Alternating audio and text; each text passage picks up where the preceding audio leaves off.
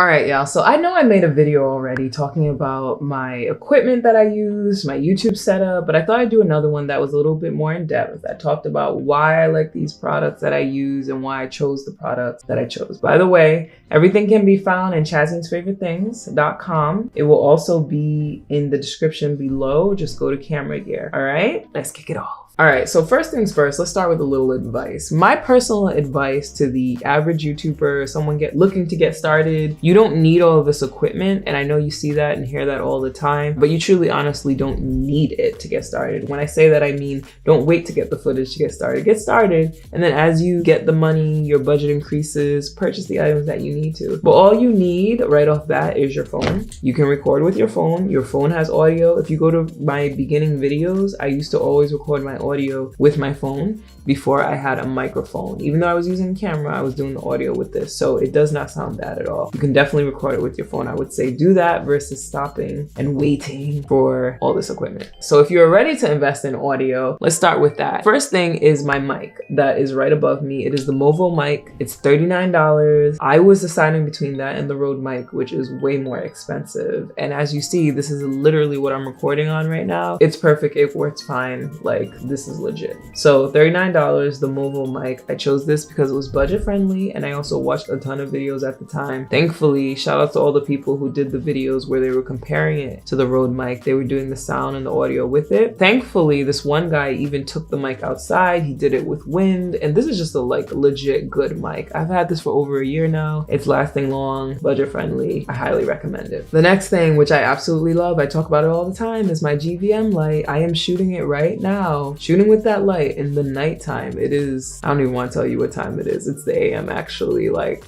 while it's still dark outside. I am shooting right now and it is very nicely lit, as you can see. The one thing I will say is you can only get it lit like this to look like daylight if you're shooting with a professional camera. If you're trying to do that with your phone, it's not going to look as lit because you don't have all of the different functions that a camera like the professional ones do have, which you're able to change your ISO, shutter speed, f-stop, like all of those things affect the light that is coming into the camera and will create this type of scene in addition to having that beautiful GVM light. And you know what? Another reason why I love that light is because the softbox is legit. Like if you're a woman and you don't want like a harsh light on you, you want to look nice, that light is legit. The softbox does that. And then the last reason why I love it is because it looks so good that you can just leave it out in your space. And for me personally, once again, going back to the theme of convenience, for me, leaving that light out, that's one less step for me to do and makes me more likely to shoot more videos. Because if everything was like a task and a chore, you would not be seeing these videos, y'all. Here's a video that I made with more information about that light in case you want to check it out. Okay, this one is a basic headphones. It doesn't matter the brand, you can get any headphones. If you have a professional camera, which I have a DSLR camera, mirrorless, you can connect the headphones to it. Or actually, not all of them maybe can connect headphones to, but mine can, and I'll get into that camera in a second. But you need this if you're doing a professional microphone because you want to hear yourself and test and make sure that the audio is coming through. So I highly recommend getting a camera where you can plug the audio into it and where you can plug the headphones into it. It just makes your life easier, trust me. Like you can definitely record the audio separately, but what happens if it doesn't record?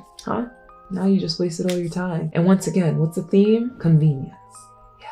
All right, the next thing is my camera, right? We said we were gonna talk about that. So I have the Canon A7C. I think I was deciding between the A7 and like there's something else that's above that that was more expensive.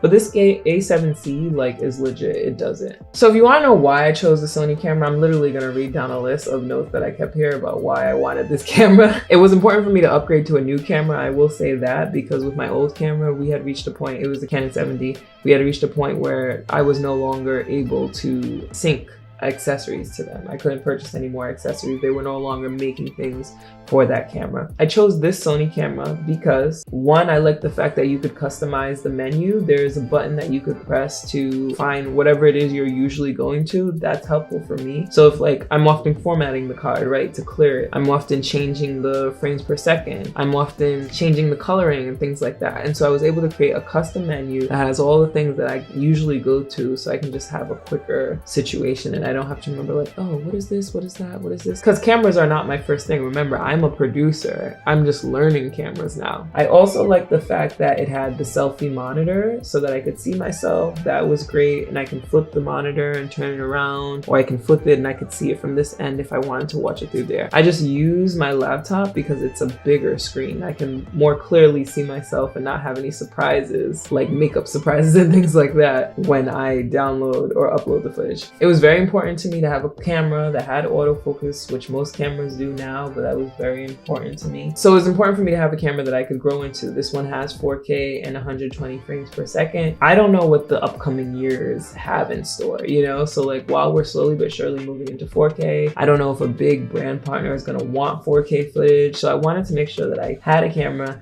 that I could grow into. You can transfer things via Wi-Fi. That was important to me. I really wanted a headphone jack and to be able to adjust my levels on the camera. And yeah, those were the main things and reasons why I chose this camera. So just a little information in case you're thinking about or considering purchasing it. My lens. All right, so this is the lens that I have. I love this lens, specifically this line, this G line of Sony, because it has that button on the side of it that almost turns it into two lenses in one. Now it is a little pricey. I don't think that you necessarily need a lens that has a 1.4 f-stop. That's what mine has. And for those of you who don't know what f-stop is or means, it creates that blur in the background basically that everyone loves seeing and everyone loves having. But I never and very rarely kick it all the way up to 1.4. I think you'd be good with like a 2.0 f-stop or something like that and save your money. But with the button that I mentioned on the side, so what happens is you have your wider shot. This is a 20mm lens. And then when you click the button, it makes it or converts it to a 35mm lens. So now we have a tighter frame, wider frame to tighter frame. So that's what I mean when I say it creates almost like a 2-in-1 lens. And this is a prime lens, so it doesn't have zoom effect. I specifically chose to go with a prime lens because it gives me crisper footage. It's just the look, I guess, cinematically that I'm going for. I knew that there were other things that I'd want to shoot with it, and this lens just overall allows me to do that. If you need a little more detail on the difference between prime lenses and zoom lenses or benefits, I would definitely say to look into that more. But know that if you're getting a prime lens, you are not going to be able to zoom. You're literally going to have to move closer to your subject, okay? But it's worth it sometimes, depending on the type of footage you want to get. Because if you want that super clean, crisp footage, prime lenses can usually give you that. And honestly, that's it. That's my setup. Like I said, it's all about convenience. I mean, in addition to the tripods, right, that I have, and being able to connect this camera to my laptop so that it can act as a monitor. That's another reason why we needed like a newer camera. That's it. It's 3 things. Well, maybe 4 if we include the computer. It's the light, it's the camera, it's the sound, and the computer. And that's what I need. I needed things to be as simple as possible. I didn't want 2 lights or 3 lights. I didn't want to have to like sync the sound after. Like I wanted it to be super simple because I know myself. And if things are more convenient, then I am more likely to do them, follow through with them, and produce even more content for you guys. So I hope this was helpful for you. If you liked that video, I've got much more on production